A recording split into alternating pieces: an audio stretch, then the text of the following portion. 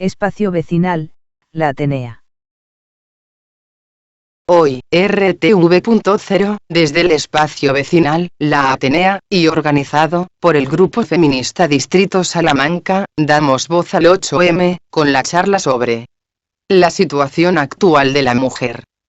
Presentado por Nilüfer Saberi. Iraní, nacida en Teherán. Refugiada en Madrid, desde 1980. Activista, y defensora de los derechos humanos. Vinculada al movimiento nacido en 2022. Mujer, Vida y Libertad. Tenemos el privilegio de contar con Nilüfer Saberi, que es tal vez la activista más importante y es iraní, pero no solamente por los derechos de las mujeres en Irán, sino Afganistán y cualquier, como he dicho antes, cualquier otro país donde el islamismo fanático, porque hay muchos tipos de islam, como el catolicismo, sea el que más. Yo quería preguntarle a ella cómo ve la situación de la mujer, no solamente quizás en el Medio Oriente, sino en general, la mujer que viene de países islámicos, que ha emigrado a España, exiliadas o por temas políticos o por temas económicos. ¿Cómo ves tú que se están desenvolviendo, que pueden estar viviendo en España? Buenas tardes a todas, a todos. Gracias por hacerme un hueco, que esto ha sido hacerme un hueco, literalmente. No estaba programado, se dio la casualidad de que por fin podía venir. Yo quería venir a escuchar a Francisca y me dice Silvia, oye, ¿y si nos cuentas? O sea que ha ido fluyendo, literalmente. Pues mira, depende muchísimo del país del origen y de la familia en la que se ha criado esta mujer y si esta familia viaja con ella o no, porque hay muchas veces que el integrismo islamista, que me gustaría hacer distinción de lo que es el Islam del islamismo. O sea, que lo utilizamos como términos para diferenciarlo.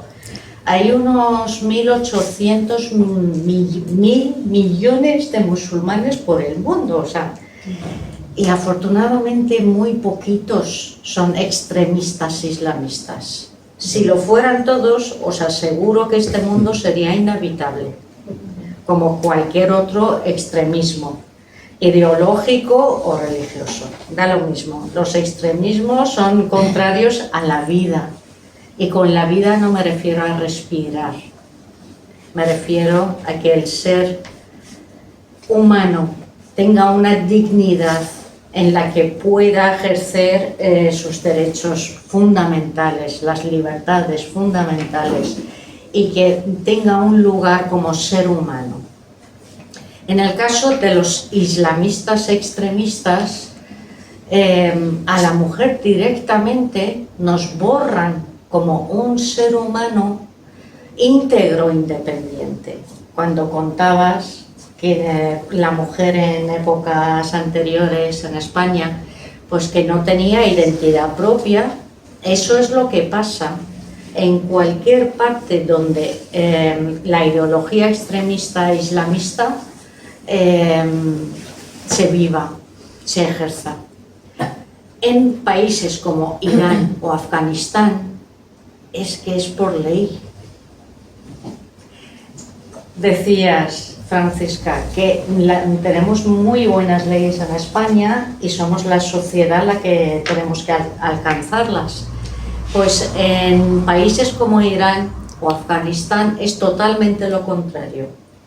Han vuelto a la Edad Media, literalmente, y las leyes son el establecimiento de un apartheid por razón de sexo. Por haber nacido mujeres hay unas leyes para nosotras, que los hombres tienen otros derechos, otras leyes, rige la vida de los hombres. Al igual que en su momento el apartheid por razón de raza se declaró crimen de lesa humanidad, Ahora las iraníes y las afganas estamos en la lucha para que se declare a nivel internacional, a nivel jurídico, también crimen de lesa humanidad. Es muy importante con qué bagaje llegamos aquí. Son dos sociedades muy diferentes, la iraní y la afgana, muy diferentes. Voy a hablar, por ejemplo, de la sociedad iraní primero. Es una sociedad que se protege, nos protegemos entre nosotras, entre nosotros, contra el gobierno, contra las leyes. Nos arropamos. Con razón, solamente en Irán podía haber nacido la primera revolución feminista mixta de la historia de la humanidad, llamada Mujer, Vida, Libertad. Mujer, vida, libertad.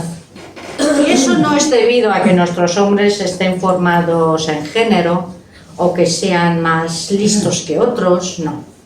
Es que hemos vivido casi medio siglo de un infierno islamista en el que media población ha sido esclava y propiedad de la otra mitad. Y esto llega a un momento que hasta a los que tienen todos los privilegios les harta. Y se dan cuenta que en una sociedad desigual nadie, absolutamente nadie puede tener bienestar. Ni siquiera el que tiene privilegios. Los tiene todos. En Irán, en el 16 de septiembre de 2022, nace la revolución Mujer, Vida, Libertad. ¿Qué es lo que perseguimos? El lema mujer, porque nos hemos dado cuenta después de medio siglo de la Inquisición islamista de que la mujer es la esencia del bienestar de una sociedad. Es el pilar del bienestar. Sin igualdad no puede haber bienestar. Sin igualdad jamás puede haber democracia. ¿Conocéis alguna democracia con leyes discriminatorias hacia la mujer y que se pueda dar por una democracia? No se puede ser un país, un estado de derecho en que la mitad de la población está discriminada por ley. Vida, ¿por qué vida? Porque en esa Inquisición islamista nos han estado masacrando a puerta cerrada sin que el mundo lo vea, sistemáticamente. Aparte de que la teocracia islamista en Irán tiene el récord de las ejecuciones. Eso solo las ejecuciones oficiales, que lo que mata a escondidas y en silencio es otra historia y mucho mayor. Año tras año tiene el récord de las ejecuciones a nivel mundial. La teocracia islamista en Irán solo en un verano ejecutó a casi 5.000 personas. Es el país que más mujeres ejecuta. Es el gobierno que ejecuta menores, porque allí la edad penal para las niñas son los 9 años, porque se supone que somos mujeres ya, y para los chicos los 15. ¿Pero qué dicen? Que ellos no ejecutan menores porque esperan a que cumplan los 18 años en las cárceles y luego les ejecutan. Hemos aprendido en la mayor parte de la sociedad iraní, hay una mínima parte, tirando por lo alto 10%, que comulga con la Inquisición islamista y lo defiende, pero la mayor parte, 90%, si no más, de la población iraní, tanto dentro de las fronteras de Irán como fuera de ella, que somos casi unos 8 millones de exiliados iraníes por todo el mundo, estamos en contra de esta barbarie. En el siglo XX empezó y sigue en el XXI y estamos luchando contra desde el momento cero. Khomeini llegó a Irán en febrero de 1979 y las mujeres ya estábamos en las calles el 8 de marzo de 1979. Se nos ha ido masacrando por grupos. Se cometen ejecuciones grupales, incluso públicas, de las grúas en las plazas públicas. Hemos desaparecido, hemos sido torturadas, violadas. Antes de ejecutar a las mujeres, a las vírgenes, se las obligaba, se las violaba mediante el matrimonio temporal antes de su ejecución. ¿Por qué? Porque como ellos son tan buenos y quieren que ya que nos tienen que ejecutar, por lo menos que vayamos al paraíso, y una mujer no se va al paraíso si no ha cumplido con su función sagrada, que es servir al hombre, si se va virgen no ha cumplido con su función, con su misión, como decía, ser buena madre y esposa, pero qué mínimo que dar placer al hombre antes de marcharse de este mundo.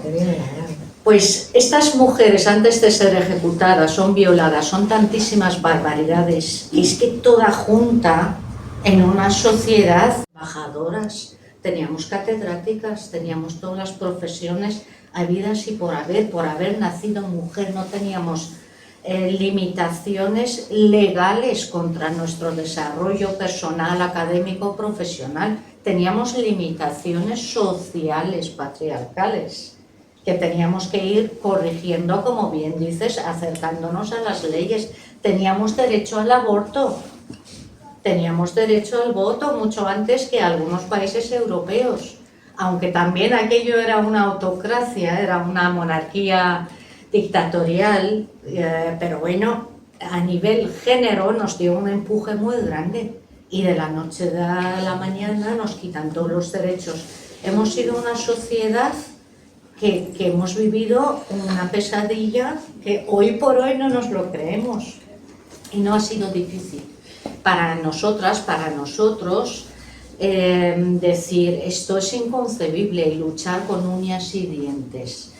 Una cosa que quiero decir en cuestión de la emigración, por ejemplo, esto que ahora se abusa tanto del feminismo posmoderno, como se llame, que abusa tanto defendiendo el velo, por ejemplo, ¿sabéis qué significa el velo?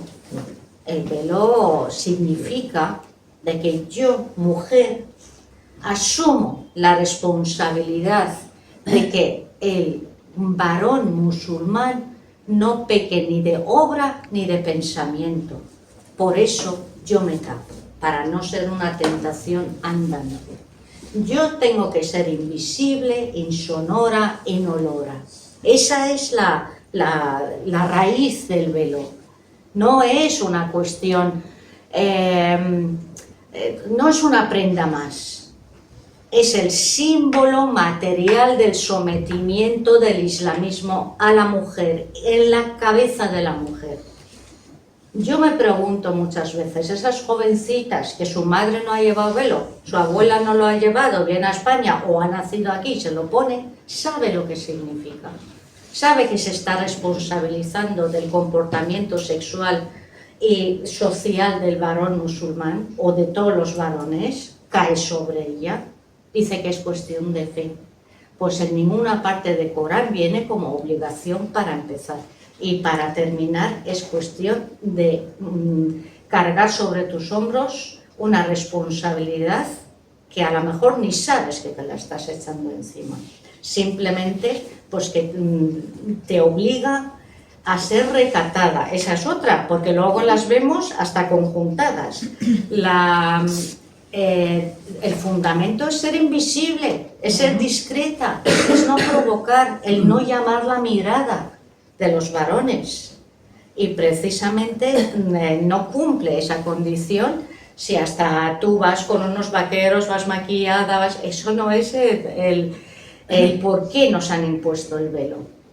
Esto por un lado. Entonces, las iraníes que hicimos, por ejemplo en 1990, viendo que nos están masacrando, que nos íbamos a quedar sin mujeres, como está pasando en Afganistán, ¿no? Nos inventamos esa cosa tan incoherente que luego va el occidente y hasta le parece exótico y llena estanterías enteras de facultades con temas relacionados, feminismo islámico. Nosotras fue cuestión de vida o muerte, porque no podía, el ser feminista es un delito que conlleva la pena de muerte en Irán. Alguna coletilla había que ponerle para salvar la vida. Y dentro de eso, ¿qué hicimos? Nos leímos el Corán de pim a pam, que lejos de ser un tratado de igualdad, paradójicamente es más amable con las mujeres de lo que los islamistas dicen que dice el Corán. Pudimos arañar, pudimos rascar, pudimos levantar la cabeza y rascamos a favor todo lo que hemos podido. El feminismo islámico es cuestión de supervivencia, no es cuestión de divulgarlo, de darlo por algo válido. Es como si Hitler escribiera un tratado sobre los derechos humanos. ¿En qué cabeza cabe? Pero lo mismo que no puede ser un feminismo islámico, no puede ser ni cristiano, ni judío, ni verde, ni amarillo. Al igual que la Declaración Universal de los Derechos Humanos, el feminismo es único.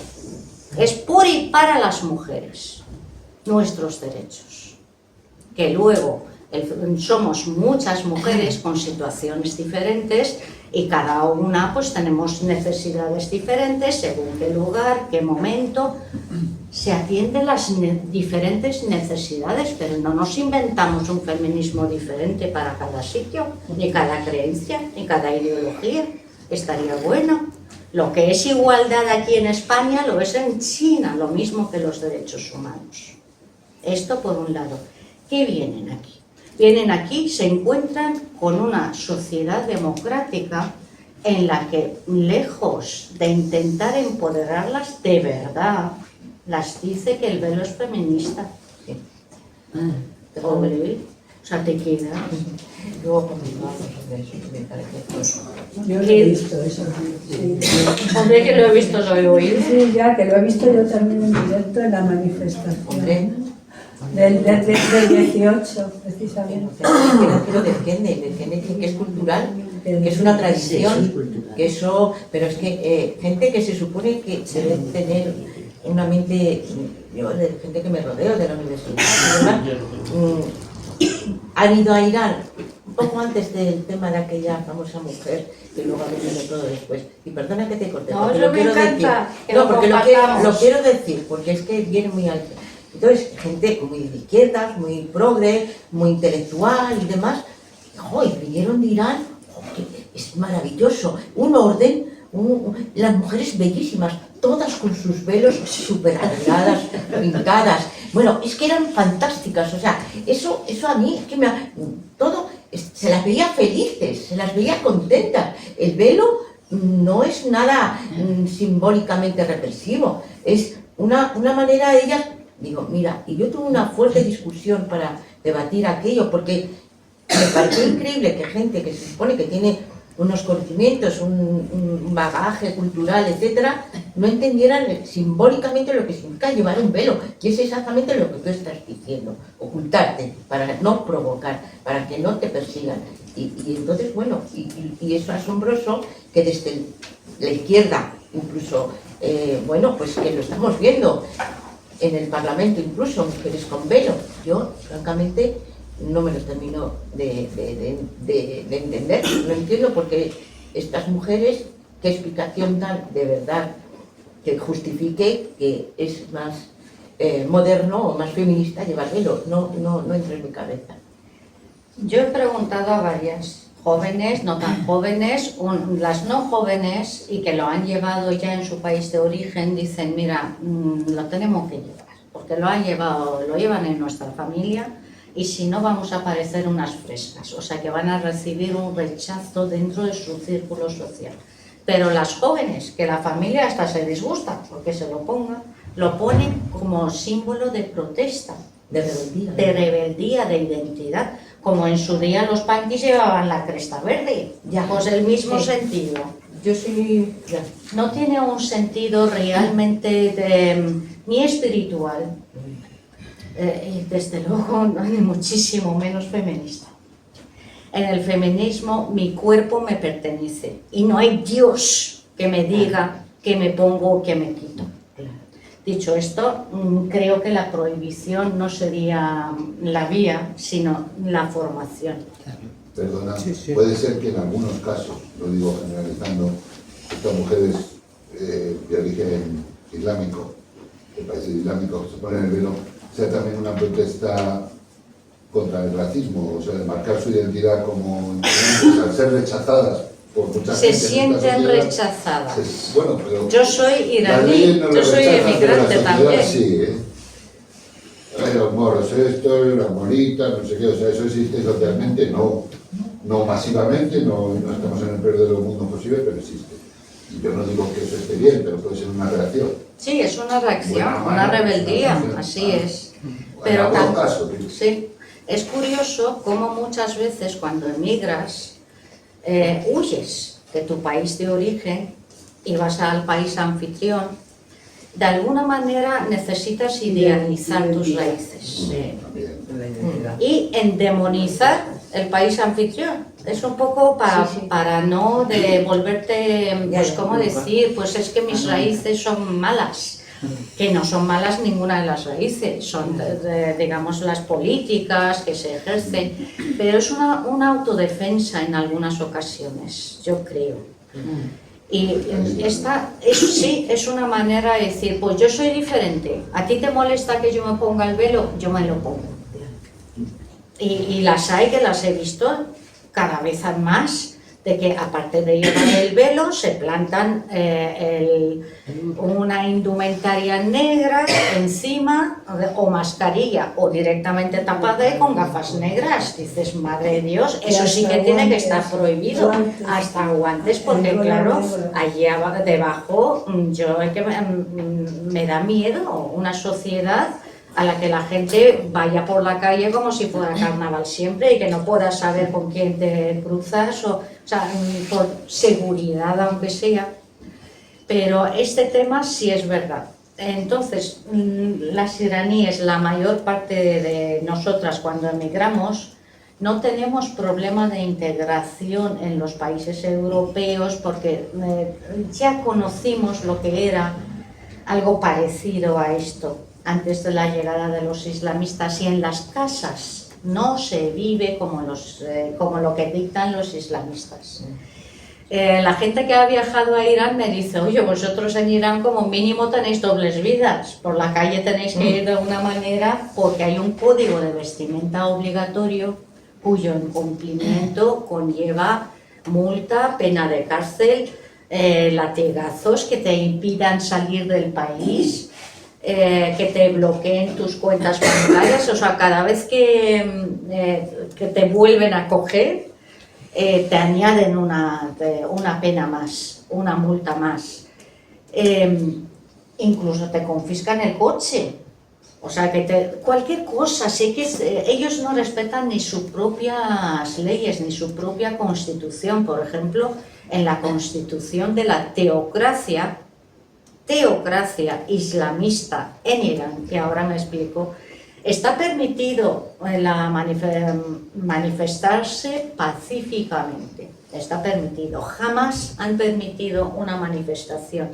Y las personas que rellenan la solicitud se las detiene, o sea que no respetan ni sus propias leyes. ¿Por qué he recalcado que una cosa lleva a la otra? Teocracia islamista en Irán, porque eso de República Islámica de Irán, eso se lo han inventado ellos. No es una república, obviamente, es una dictadura religiosa. No es islámica, porque hemos dicho que los musulmanes pacíficos que practican su fe, creo que hay unas 4.000 religiones por el mundo, pues una más, eso sí, dentro de 20-30 años va a ser la religión más practicada en el mundo, ojo al dato. Y mucho menos es de Irán. Está en Irán, pero no son nuestros. Entonces, absolutamente, hasta cómo se llaman, es falso. En esta sociedad no hay tanto problema, pero sí lo hay, por ejemplo, cuando se emigra de países como Afganistán. Sobre todo si emigra la mujer con la familia, se está trayendo al opresor consigo. La mayor parte de los hombres afganos, si no andan cerca de los talibanes, andan por ahí. Son bastante, ¿cómo decirlo?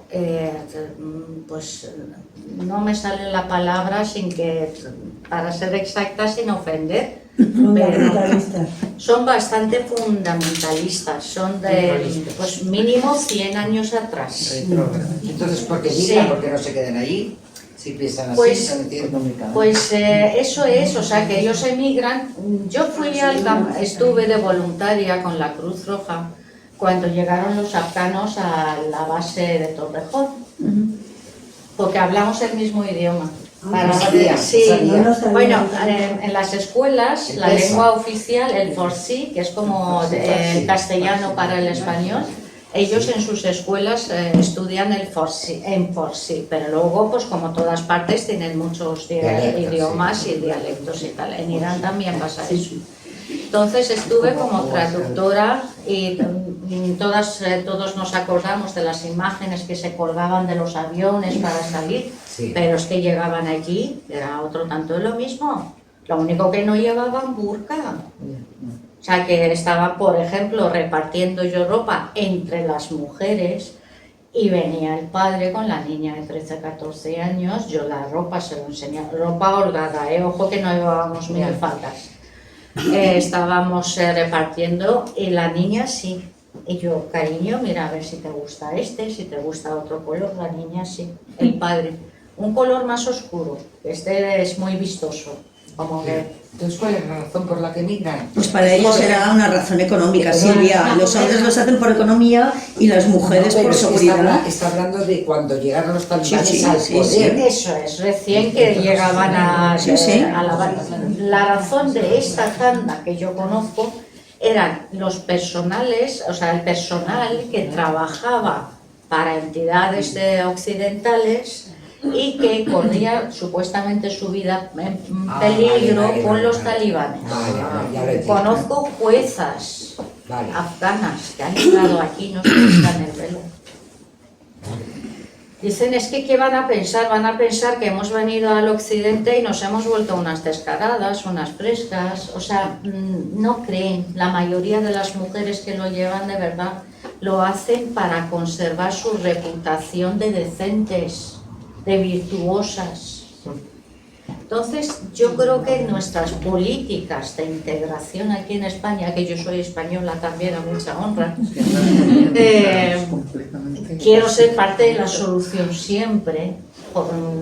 Esa es la otra parte, o sea, la otra opción, emigras. Ya que has emigrado, tienes una casa nueva, tienes vecinos nuevos, pues a por todas, a colaborar y a levantar lo que haya que levantar, Claro. el país, el barrio, lo que haga falta. Pues la mayoría de los iraníes somos de ese carácter, ¿no? Pero hay muchas, sobre todo cuando hay integrismo religioso, la gente hace guetos. Y en estos guetos las mujeres sufren tanto igual que en sus países de origen. Están igual de oprimidas. Hay a muchas que no se las deja salir a la calle a aprender el idioma, para empezar. Y si no aprendes el idioma, que nunca te vas a integrar. A las reuniones de los colegios, qué casualidad, nunca va la madre.